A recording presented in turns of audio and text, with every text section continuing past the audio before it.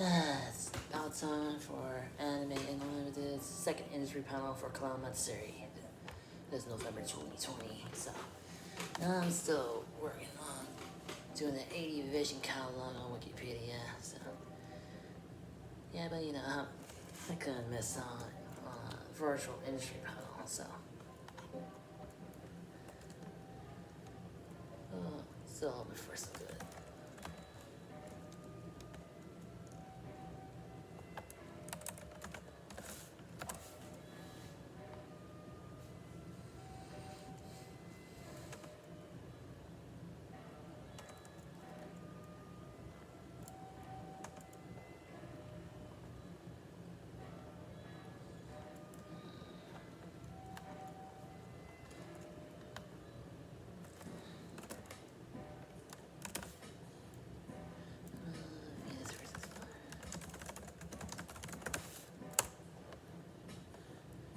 Focus on hyperlinking all the catalog as much as possible.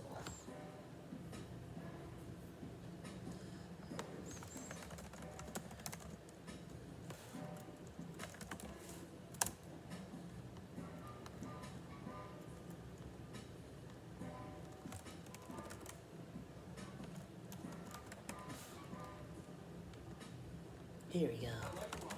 Welcome back to Matsuri. We're almost done with the event, but don't go away because we've got some really good stuff for you. Coming up after this, we have our extended Revolutionary Girl in Town panel, which is absolutely not to be missed. But before that, we have another Anime Limited industry panel.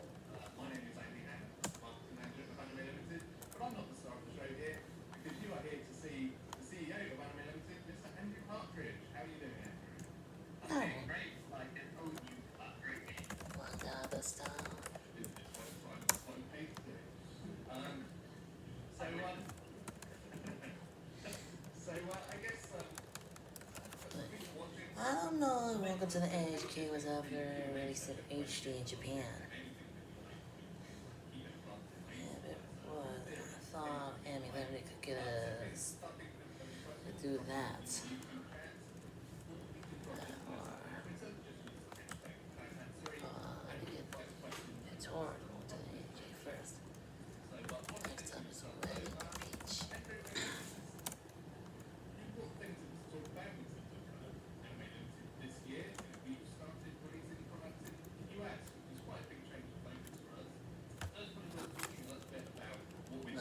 with the American market, why we're doing it, and so on and so forth. Yes, I mean, it's kind of twofold this time. First thing we started doing really was working with Vinyl. And, honestly, we produced something like Vinyl. It's not like home video where it is region coded. It makes more sense to work across more territories than one, because there's a wide market. Welcome Started to the working with people like Bright Stuff, Mondo, FYE, and beyond to deliver that music kind of in a wider market in the US. We're working across France, Germany, and other territories in Europe as well.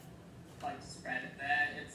It's really important to us to bring it to as many people as possible. But we've also started doing what we taking our brands from video release to the US market as well. So stuff like Be the Beginning, we'll see if it is expired and my then we can pick it up. All brought to the USA recently, in the last year. There's been kind of an experiment for us to get the workflow underway and to make sure that we dotted all the I's and crossed all the T's before we start doing anything more. But we'd like to bring more of what we do to the US market.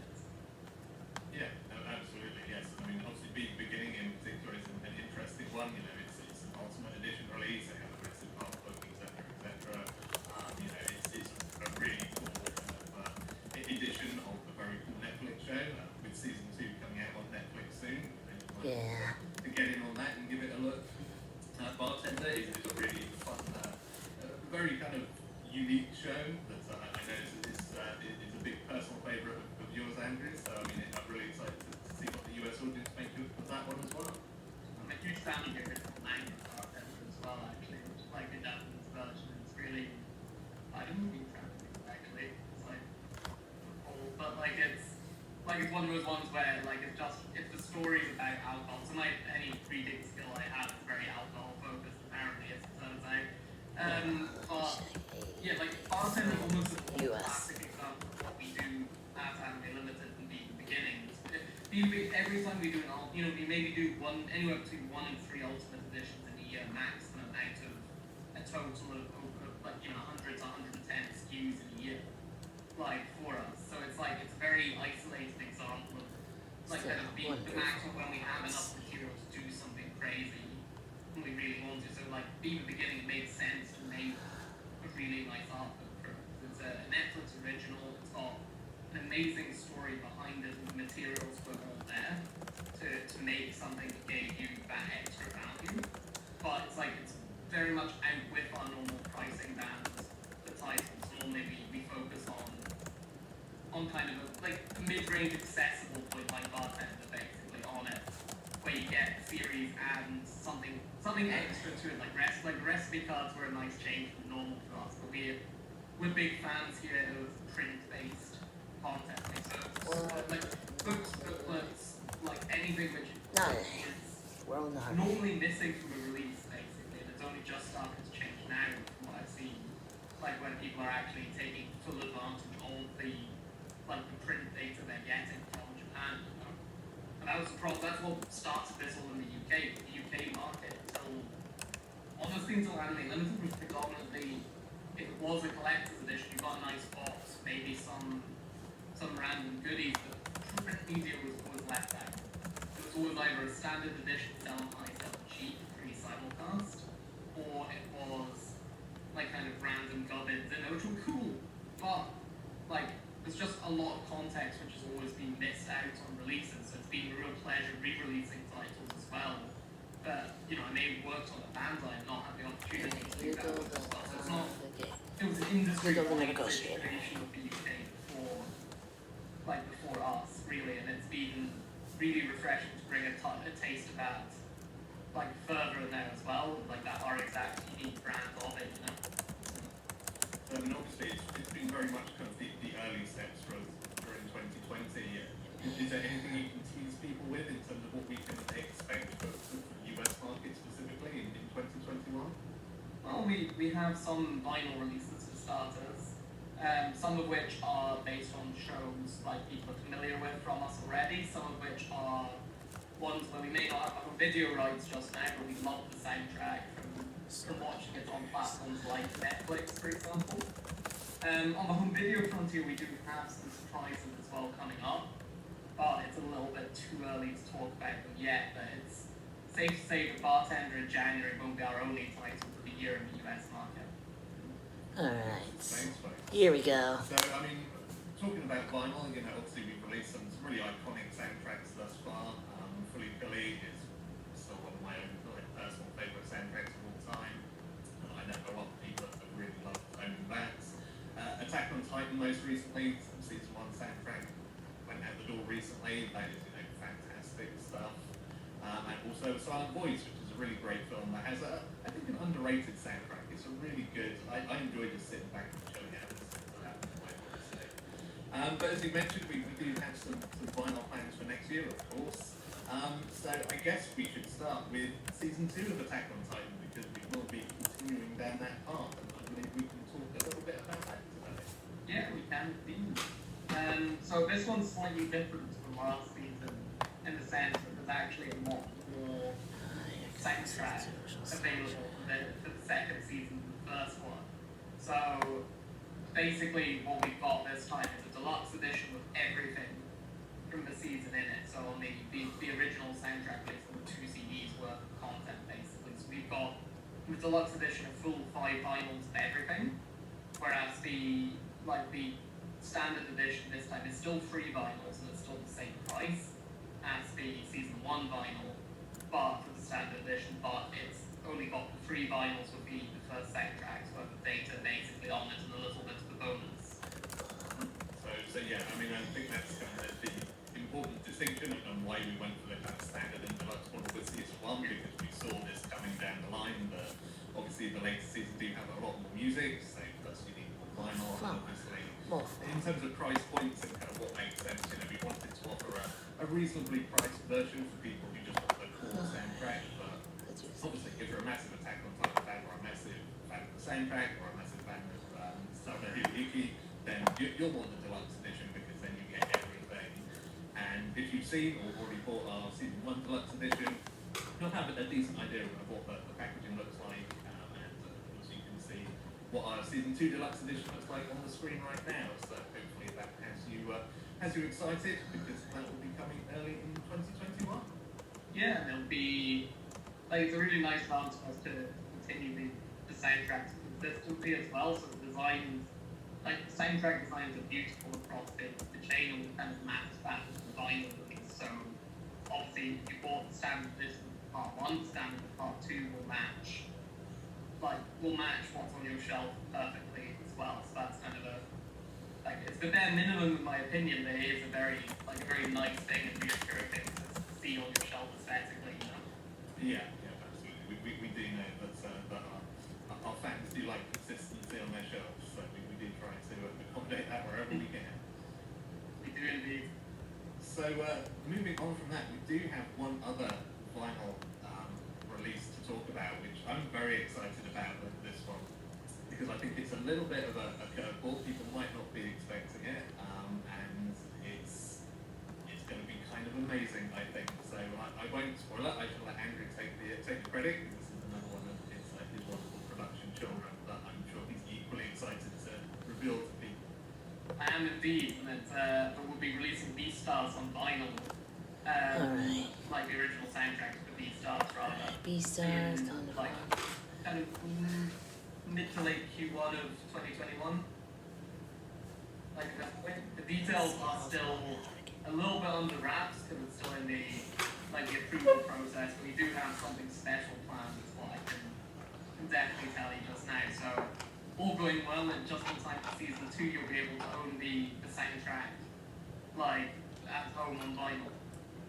Fantastic, very exciting stuff. We'll get more details to follow as soon as we can reveal them. And yeah, I know a lot of people are big fans of Beast. The anime adaptation is amazing. If you watch our first Matsuri back in May, you will see some deep dives into that with Orange who produced it, and the soundtrack is a really major component of that. So very much looking forward to showing that one off to people.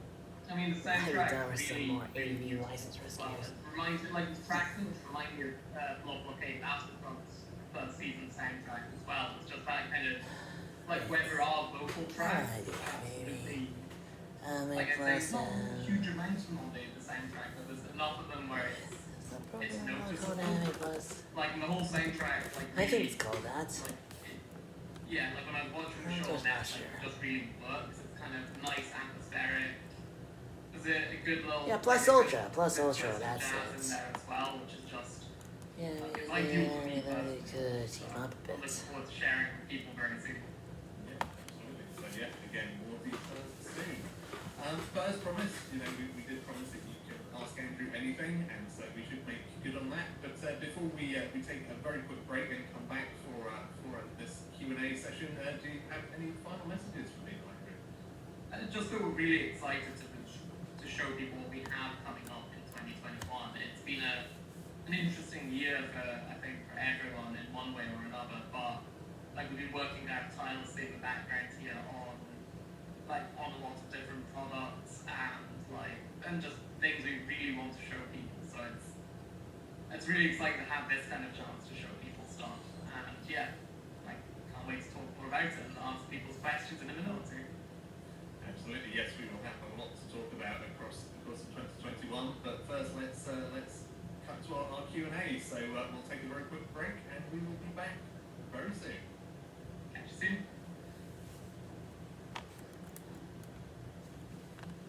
Okay then, I guess we might need to give some of you people a second after that Beastars vinyl announcement to recover. But while you're doing that, we are back, and we've been promising this all weekend, and now is the time. Now is the time to ask the Anime Limited CEO, Andrew Partridge, anything. So, Andrew, are you prepared? As prepared as I'm going to be. Let's give it a shot. Cool. Well, we have had plenty of questions coming in already, and I suspect they will continue to come in thick and fast, so I guess we'll just get cracking. Starting out with This Dan R1 on Twitter who asks, can you give us any new info on what's happening with the Kakaguri release? Sure can. So we're just in the last stages of sorting out materials now, so I'd expect it will come out in probably Q2 2021 just now, like or Q3. The main core issue with that kind of title is with Netflix, access to the other materials like the dub track especially is more complicated than dealing with a regular like anime company. So there's all sorts of considerations we have to take in mind on that, which is why it's actually taken so long in this case, because you'll see there's no US licensee for it as well yet. So like that's been part of the complication. Cool. So next question from Martin Martz on YouTube. With the upcoming release of Substitute 80808 on Blu-ray, do you have any plans to release any more vintage classics in the future? Yes, we do in fact, and there's a few coming up announcement-wise in the future just now, and in the near future as well, may I add. Like we're big fans of like classic anime, so there's, which is shown through not just what we do as Anime Limited, but what I do as a festival director at Scott Loves Anime as well. I mean, we've streamed a lot of classics over the years. So yeah, like more to look forward to beyond Substitute 80808. So next question from GG, also in the YouTube chats. On the 19th of January next year, we're releasing Bartender. Obviously, that was a bit of a white whale for you to chase down a license. Do you have another white whale that is your new pursuit? It's not so much it's not like I can do one and then move on to the next one. And licensing, the trouble is that there's a lot of those projects, basically a treasure chest of projects where, like, to make it happen, you're always asking questions, basically. Actually, one of those, which has been on my and Jonathan Clemence's list for a long time, like to come back, was actually just resurfaced. So I'm super happy. There's actually one or two licenses like that next year for me, which we've already sorted. So I mean, I guess I've actually caught a few white whales recently for my own interest. But yeah, like there are some others. I don't want to talk about them yet in case I jinx it, though. Discussion's still ongoing for a few of those titles, so yeah. Some exciting teasing there, and yeah, there's definitely some exciting stuff in the pipeline. So next question, on a slightly less cheerful note, also from GG. Will the escalation of high street values of COVID create problems to sales of physical media, especially when it comes to reaching new audiences? Mixed response to that. The answer is less than you would think. The high street for home video has been dying for a long time, which is really painful for us in the entertainment industry to see. In fact, it's why we've been so supportive of HMV, for example, through its troubles in beginning of 2020 actually, like 2019, 2019, in fact, on a loose track of time now apparently. And we really supported all of HMV throughout, basically, because you need more than just a supermarket option where there's only a very limited amount of home video to go to and browse in person. It doesn't really cater to collectors product though, which is our main area, by and large. So ultimately, online was a large part of our business anyway, and that's being accelerated by the current COVID situation. What will be a problem globally though is Brexit. Like on that frontier, that's actually going to have a much higher impact on entertainment, I think, than COVID on many levels. Like for home video specifically, anyway. I mean, what sort of effects are we expecting? Because another question in the chat, kind of like, possibly hard to say, but you know, what's the sort of impact we expect to see there? No, actually, there's some which are really, really obvious, which is the prices are going to go up in the next year. For example, I'm already seeing added cost for just shipping into the UK because we now need to use customs clearance companies because the paperwork is going to be so complicated that it has to be done every time it comes into the UK now. But it's just going to be a cumulative effect. That combined with currency weakness, combined with the general, like product will take longer to come into the UK from January 1st onwards. Like stock will be stuck in holding areas until things are sorted out. And the question is when will it be sorted out? no one knows, and every time we get a call from like companies surveying for the government on Brexit impact, they start the phone call to me with, "We can't talk about our opinions on this situation," and by the end of the call, we're like, "Oh no, it's not really looking very good, is it?" And it's like, the trouble is there's a huge amount of commercial problems just now. The end result is that, unfortunately, to keep businesses, it's not just us either, but to keep businesses running, very likely by the end of 2021, in general, home entertainment prices will have gone up. We're going to fight that, obviously, as long as we can on it, because we don't, it's not like it's a choice, it's not like we make more money profit-wise by doing that, but it gets to a point where you can't eat the loss anymore on it, you know? Yeah. Okay. That's a cheerful one. Yeah. So moving onwards and upwards, I guess. Question on Twitter from Rekia Oyashi. When will we have any news about March Comes in Like a Lion season 2? When I have any news myself, is the answer. I love March Came In Like a Lion, and it's like I really want to go back to season 2. It's just there's a long list of other projects we have to get out the door first before I start chasing like kind of what is effectively more of a passion project than a high commercial potential project for us. But it is still one very much on our radar. We've not abandoned it, so stay tuned on that frontier. And I believe in the meantime it's still viewable on Crunchyroll as well. So there's still a place to at least watch it subtitled just now. So next up, also from Twitter, Liam Moran asks, any chance of a Blu-ray Excel saga release? What I wouldn't give for that, that's a possibility. Right now I would settle for even the DVD version of it. It's so to do a Blu-ray version, there's one of two things you need. Either Japan has to okay you to upscale it, which is, like, it's not for everyone on the scruples there. That's where Cyber City Oedo sat, for example, because there weren't any HD materials on hand. Or HD materials have been made in Japan and they're okay sharing them with you. Now, the latter option isn't an option, just now there is no Blu-ray release in Japan for Excel Saga, sadly. And it's a show that's very close to my heart as well. I remember the ADV days, the release on DVD, for example, back when it came in like 6 parts. But like, never say never on it. That is perhaps one of the white whales for me on it personally. It's one we would love to bring back, and we would love to do it in Blu-ray if we could, but right now Blu-ray seems pretty unlikely. Next up is going through this list. It's growing by the moment. From Joshua Watts on Twitter, international co-productions are on the rise. But do you think Anime Limited will ever join that trend? That's an interesting question. Honestly speaking, I don't know. I mean, the Anime Limited's goal is to promote the best of Japanese animation and to raise the profiles of creators. So if the best way for us to do that is to join a committee, then sure, absolutely. I'm not particularly enamored with the idea just for the kudos of it though either.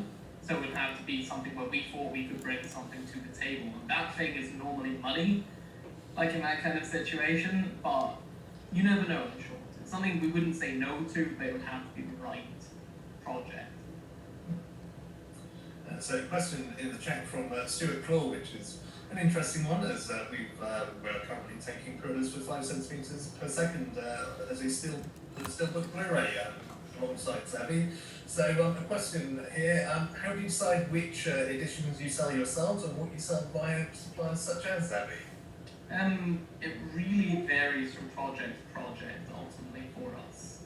Sometimes it's about simple commercials. If it's going to be difficult to make back the money potentially direct from our website only, and you need a wider audience. So for example, Steelbooks, where Zavvi has carved a market for themselves, and that's one thing. The shop is it used to also be because, we needed a wider audience of consumers, but our shop's kind of grown over the last year exponentially, and the last 2 years really, and so now with Ultimate Editions we would probably consider whether to do it just direct through alltheanime.com or with a partner like Savvy. We really love working with them both, so it's kind of a case by case basis. There's no hard and fast rule for each one, if that makes sense. So next up, from RGI, the anime figure guy in the chat, as you managed to get a lot of the people who are involved with the Little Witch Academia anime over to MCM a few years back, are there any plans to try and license any Little Witch Academia from the UK? I'd love to do that. It's not, I've got no news on it just now, but never you say can never forget about again it. on that one. Like, we're huge fans of Studio Trigger as a whole, and we have a very long-standing relationship with them. Or Little Witch And like, I'm a big fan of like Little That's Witch what Little Witch Academia, Academia. and like the TV series. So it would be a dream come true for me to do it. And also continuing then the licensing train from Peter at PTrans on Twitter, with all the anime licensing both the Persona 3 anime movies and Persona 5, would also look to acquire the license to Persona 4, which was previously distributed by Kaze. Like, I do really like Persona 4 animation, so actually, in fact, funny story, I actually licensed it the first time around at Kaze. So continuing my own trend, I would love to license it for a second time and pay for it all over again. I don't know yet though, is the answer, because there's a lot of titles which are basically titles work on a sort of cycle basis. So like you license a title and then you have a period of time afterwards to use them, and then they either lapse back to the license holder or you renew them. And the series like Persona 4 come in the right time frame now to be in a renewal cycle basically at the end of it. So it depends on if they get renewed by the current licensee, which would be Kaze in the UK, or if they lapse back, we will definitely look at going for it, you know? But it's really, the person who had it first, like it's only right when they get the first shot at renewing it, you know? So next up is from Philip W, who asks, any chance of some of the French or the anime releases coming to the UK, staring at Cobra and No Peace We're Ready right now, Never say never. The only hiccup there is I know that they've been released in the past in the US, and Cobra's maybe has worked okay, but a lot of that classic nostalgia area stuff from TMS is great, and we've enjoyed releasing it in France, but I think the amount of cost to BBFC it and then to release it does provide a bit of a conundrum for us. So, for me personally as well, Cat's Eyes would be another one I would love to do, but preferably with the French opening as well, because it's a particularly catchy song for me, the period. But the trouble is just about commercials on it. It's fine when it's already, if it's a classic show that's already got BBFC that can be just applied for a transfer, that's one thing. But if it doesn't, then it really comes down to will effectively be able to place it somewhere digitally or on television, and will you be able to sell a normal number of copies at least to make the money back. And with nostalgia titles, it can be a bit of a gamble, to be honest. But again, never say never, especially something like Cobra. I mean, I know it's the 4K version of the movie now in the US, from the great Justin Sudeikis. I don't know if he's on chat today, but hello if so. So yeah, you never know. So next up, again in the YouTube chat from Philip and Guy. I need a very precise answer for this one, Andrew. How many Gundam releases are you going to release next year? More than one, less than all of the remaining ones. Honestly, it depends on a few different factors.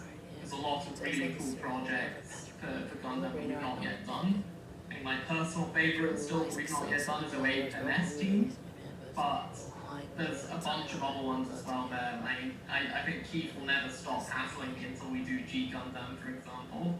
But really, those aren't commitments, by the way, on it particularly, but there's a lot of projects like that. But there's also some really cool stuff coming up, like Hathaway's Flash looks really cool, for example. And yeah, so I mean, there will be a consistent stream of Gundam next year again. Maybe not quite as compressed into one period of time as this year, But like there will be a consistent stream again next year, basically. Yeah, watch this space. So next up in the chat from AHA Lambda 101. As media increasingly moves to digital from physical, would you release more of your releases digitally, e.g. on iTunes, where the anime selection currently is very small? We definitely consider it. We're looking at it on a case-by-case basis. So for film, we're going back through and catching up on our catalogue. So you can see the lot of stuff more recently, like Premiere, like Weather and Review, etc. They're all popping up on iTunes and Amazon, etc. The question is really TV series. And TV series historically outside of things like Cowboy Bebop, for example, like classic titles, like don't tend to perform super well versus the cost to put them up online. For in this case, digital means ESD. Like in terms of digital, we tend to put our content on a wide number of platforms otherwise. So there's places like All4, there's places like Crunchyroll, for example, as well. And currently there's a good chunk of stuff we put up on Amazon Prime Video as well, like if you're a Prime subscriber. So like we do tend to place content as widely as we can for people who are subscribers. Like on different platforms there. But like for EST it's kind of more, which is like iTunes, Amazon Prime Rental, and like Google Play, etc. It's kind of more hit and miss for us. So two questions here that I'm going to kind of pull together because they're on a similar track from Ice Climber and 01 Hammer in the chat respectively. Firstly, how successful has the All4 partnership been 1 year on? And secondly, any plans to extend the range of anime on All4? So in terms of success, what I would say is that anime is still on All4. Now, Channel 4 as a whole, as a group, are not, they're not going to just leave stuff sitting there if it's not doing anything for them, like on it. Is it doing gangbusters? I'm not sure. I've not had a chance to catch up with them. So like everyone, a little bit busy just now during the COVID time. But last time I spoke to them, they were happy with how it was doing. And like the real purpose of All4 is less, and like it's less for the people on this chat just now, like on this in this panel just now. Insofar as a lot of people watching the panel, I would expect to be people who know where to watch anime already. Like you know that Crunchyroll has anime, Funimation now has anime, Netflix, even Amazon Prime, etc. But like the goal of something like All4 is to catch people who are tuning into something like Toonami, for example, or Adult Swim rather, like on it, like watching like whatever's on Adult Swim at the time there, and right next to it is anime. And it's a way to engage that newer audience with content. So it's great if people from the anime community are engaging with it as well. That's the dream, getting both sides in. But the real measure of success and how many new people are coming to it from, say, I watched my first anime, like Cowboy Bebop or Tokyo Ghoul Persona 5 on All4. And it's a little bit like, because it came out like not so long ago, relatively speaking, we didn't see much of the new audience at conventions yet last year. This year, physically couldn't see them. So the real question will be, as conventions return, probably end of next year or 2022, how many people there are showing up and saying, oh yeah, I saw that on All4 for the first, and then I've gotten into more anime since then, is the real goal. But all in all, happy, and will we be extending it? We hope so, but it's a little bit far away before we confirm that just now. But you'll probably know in 2021 whether it's going to be extended further just now. So it looks like the music lovers in the chat have picked themselves up off the floor after that Big Stars announcement, because Pixel Squid in the chat asked, can we see any Studio Trigger Show OSTs on vinyl in the future? That is potentially likely, but I don't think it'll be from us in that situation. So there's a lot, like with anime as a whole, there are a lot of different organizations who release music, and a lot of the trigger work is tied to Aniplex, Kill the Kill, Gurren Lagann, Gurren Lagann being previous to it, but still the same group of people. Even Premiere and such has that in Japan has that relationship, for example, with them, even if it's internationally distributed by other people being built. So there is a company currently owned by part of the Sony Music Group called Milan Records. And they do if anyone's gonna have a title from Aniplex, for example, it's most likely going to be them, which is great because we love working with them as well in the UK. You know, we've distributed a lot of the stuff they have. So like I think it's unlikely that we won't see something from Studio Trigger in the future. So vinyl is kind of having a good resurgence now, and it's like its first wave for anime, really, you know, in the West. But like it's unlikely to be from us in that particular studio, sadly. I wish I would kill to do a Kill soundtrack, for example. That's a deliberate combo.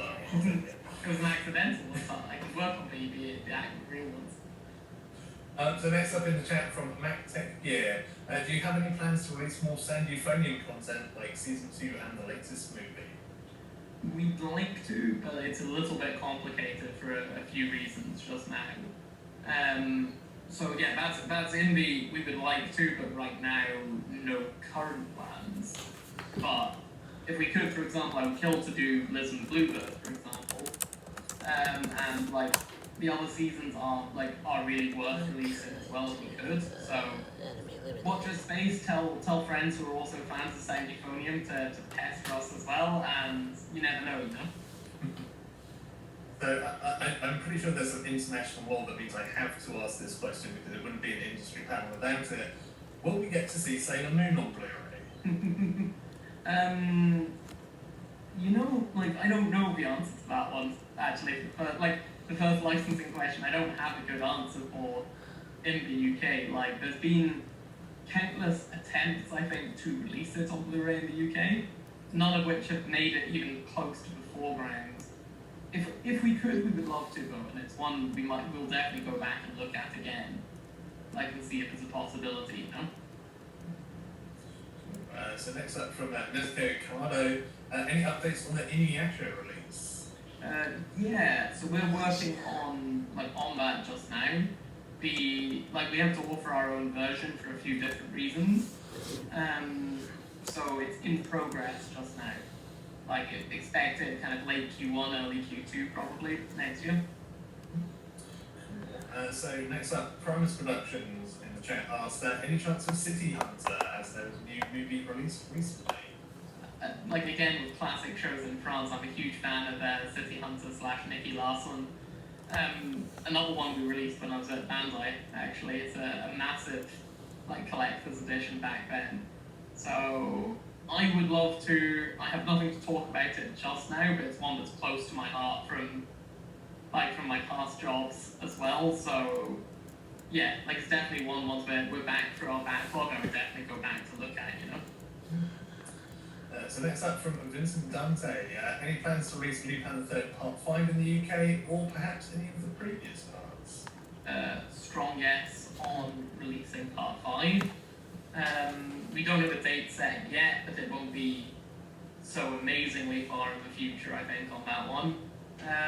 We also have some other Lupin work on the go just now. Alright. You might have seen it on out and about already, but we do have The one a that woman threw called the first. Fujiko Ine coming up, for example. We do, and if you watched our Screen Anime panel earlier today, we also mentioned that Lupin the Third, the the CG film, will be coming to the UK in 2021 as well.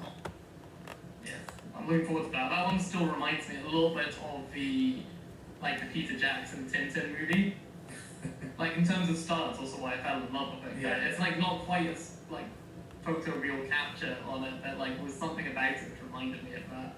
Yeah, it's surprisingly good. I think everyone was a little bit worried, can you make a CG Lupin film? And but I feel like they nailed it. So I'm very excited to see people getting towards that one. Same.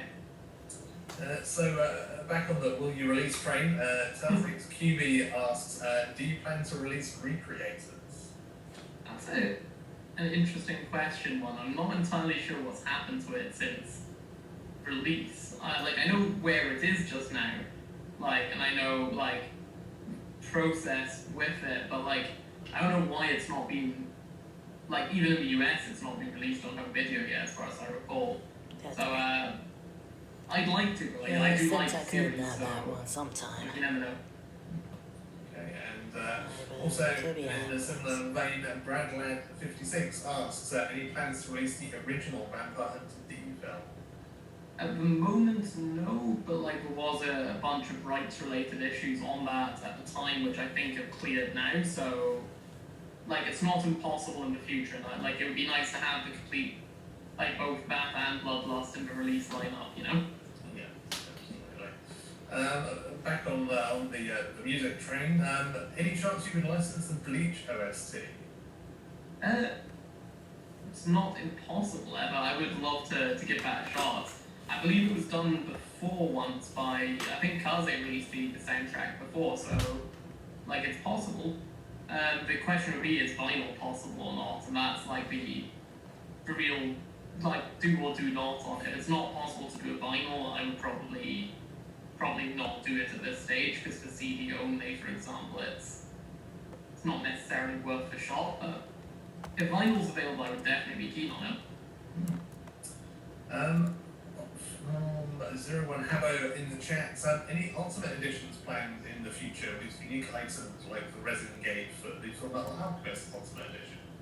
It might not surprise you to know that I have some plans for Evangelion's Ultimate Edition for the TV series, which are a little bit non-standard there on it. I can't talk about it yet because we are still in the design and approval stage just now for that.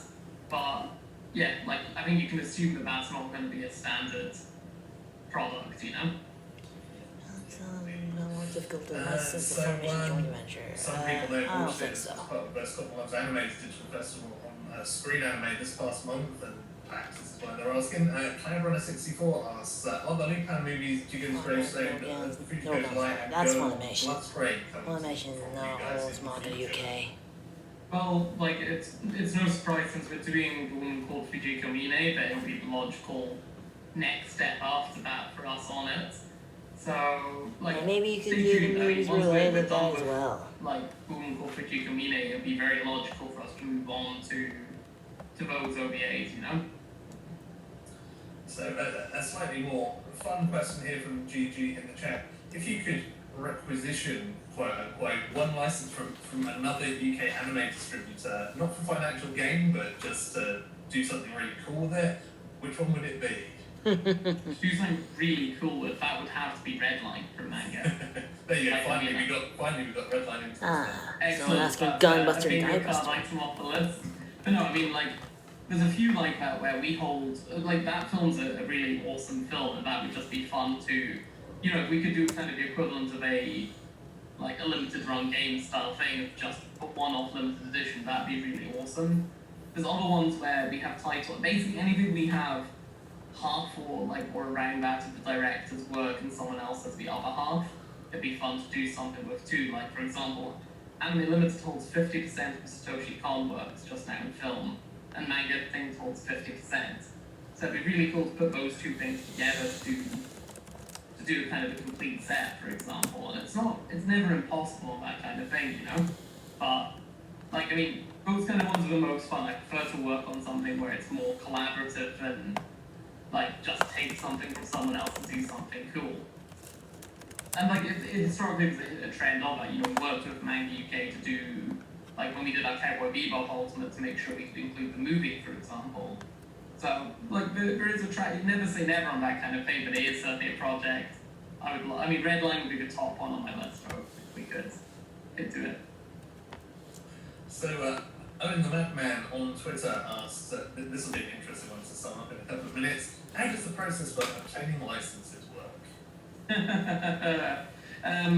That is a very varied, there's various different answers for it. Sometimes it's very straightforward. Like, the new content, it tends to be, if it's not being bought, it's kind of an original for, like, for Netflix or Crunchyroll or whatever there, or being invested on this committee, it tends to be everyone bids on the same titles, and like the winning bid gets the title. And it can be various different things which Some sway stuff that that bid. Discotech already Sometimes did it's with Case about Closed, chasing Detective down Conan. titles. Because a lot of these companies handle so many titles now per quarter, but going back to catalog content is actually pretty tough unless you're drilling into them particular titles. Like, you're really chasing those titles every time you speak to them, you know? And there's one or two where it has become a joke like that, and you get an answer eventually where it's like, yes, it's available again. and like it's worth doing that. For other licenses, it's just a case of right time, right place, or working with the right people to, like, it comes up then, you know. There's varying other ways as well, but those are kind of the three key ones I would summarize. Austin Becker in the chat asked, since you released ReZero Season 1, do you have any news regarding Season 2? I think it's got a very long time between the end of the first tour and the second tour, because I'm on the edge of my seat just now for what happens next.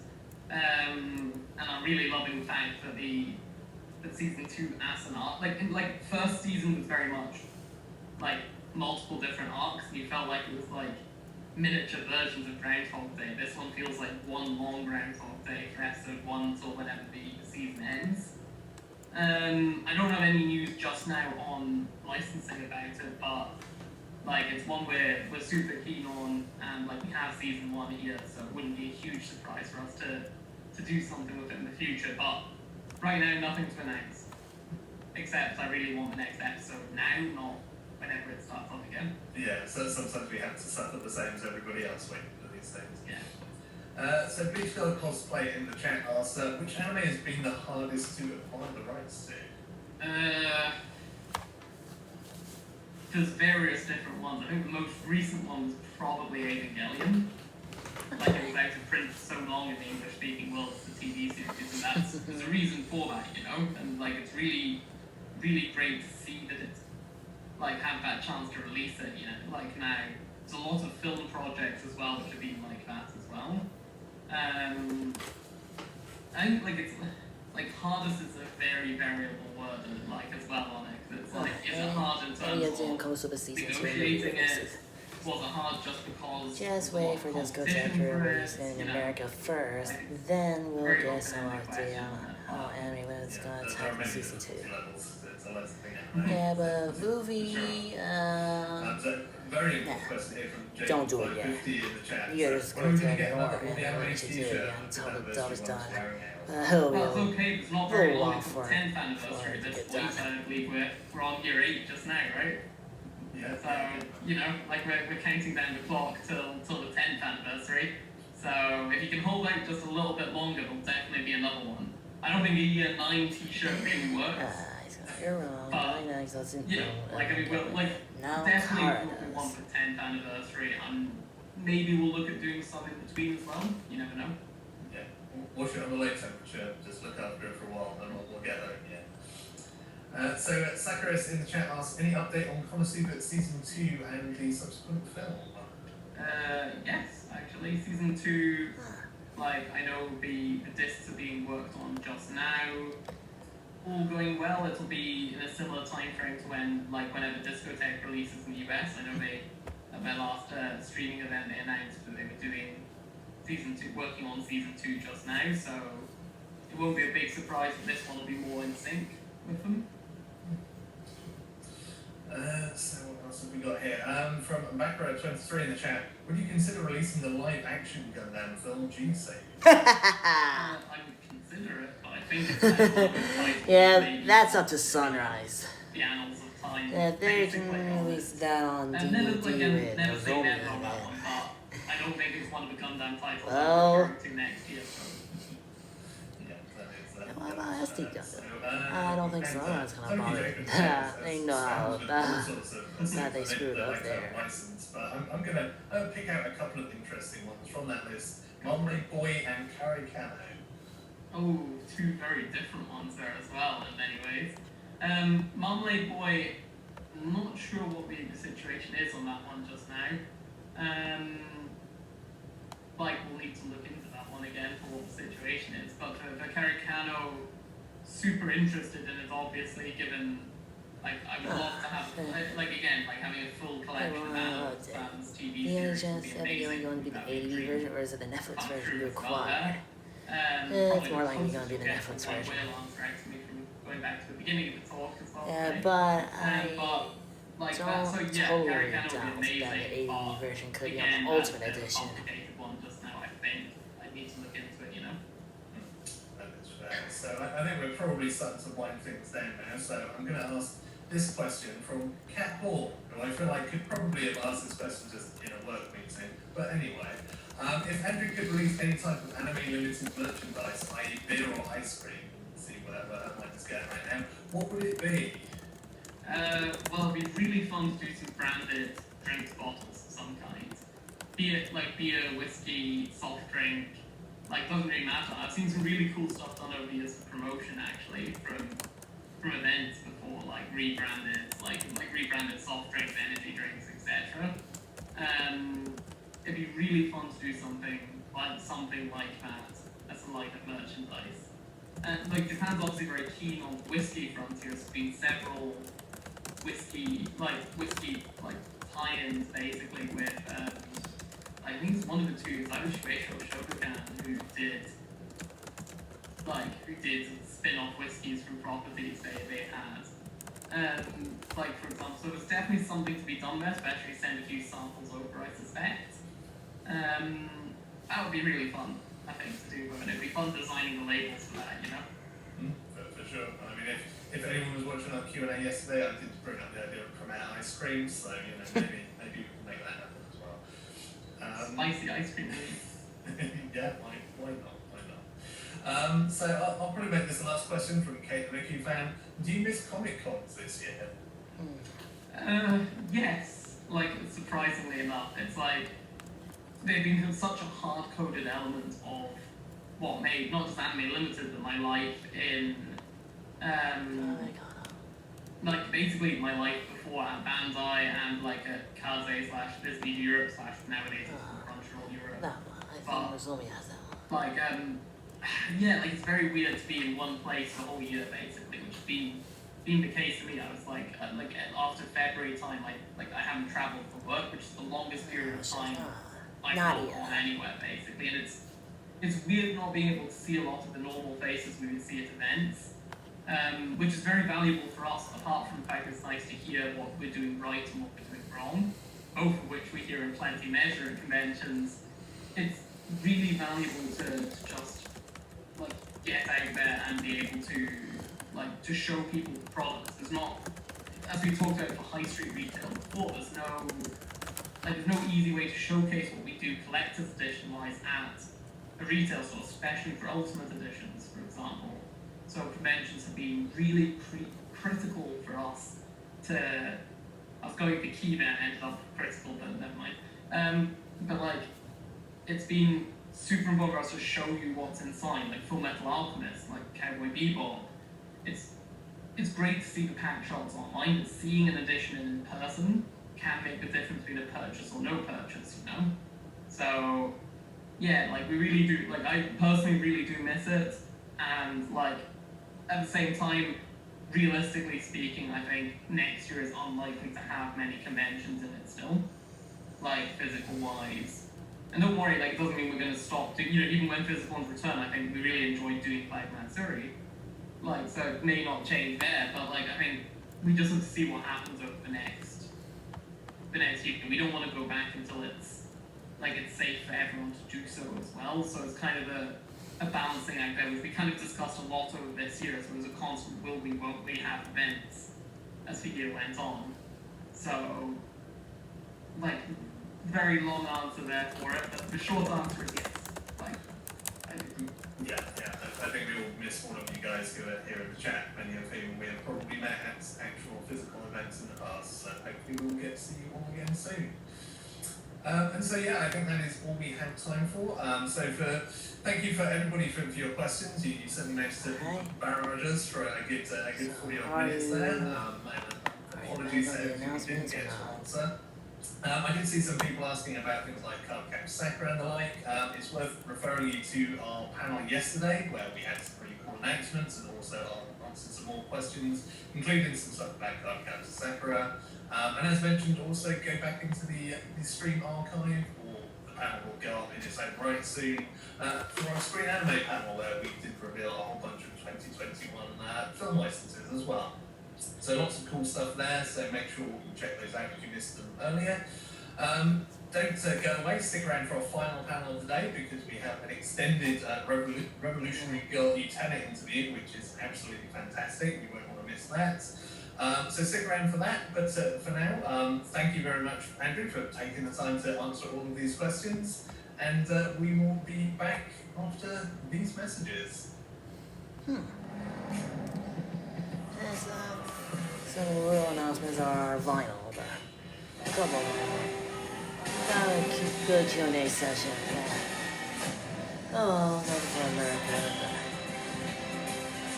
But this will do. Oh, pretty good Q&A, so we're cool with this. That was pretty good comment series. Thanks for watching.